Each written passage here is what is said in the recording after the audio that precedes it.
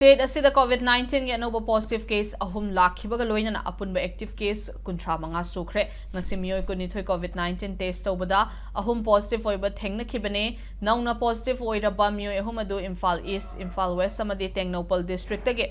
mioi amamamni haire report asigi matungina ngasi mioi ama COVID-19 dagi fagalatuna discharge tawkhiduna ngasi fawbada puna mioi ani discharge tawkhre hojik leiriba active case kunthra manga asigi manungda mioi kunthra ni thoi home isolation tawduna leiri haire nakalamaromda leibak asida haukiba pung kun mari gi manungda COVID-19 ge nobo case chamaga home fuhum doi lakhibaga loinana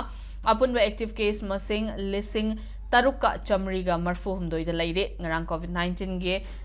COVID-19 naba mioi mari laikhidabaga loinana laikhidaba migi masing chamaga tara humdoi yaukhre pungkun mari asida COVID tage mioi chahumga yankhai humdoi fagalaktuna discharge tawkhibaga loinana hojik fawbada leibak asida COVID-19 dagi mioi lising tara manga ga chamapan ga nifu manga fagalaktuna discharge tawkhre haire leibak asigi state singi manungda Kerala na apunba active case lising amaga chahumga marfu mari leiduna active case kwaidagi yamna leiba state oire Gujarat na active case lising amaga chamaga manga leiduna ani suba amadi West Bengal na active case chatret kanifu taret leiduna humsuba da leire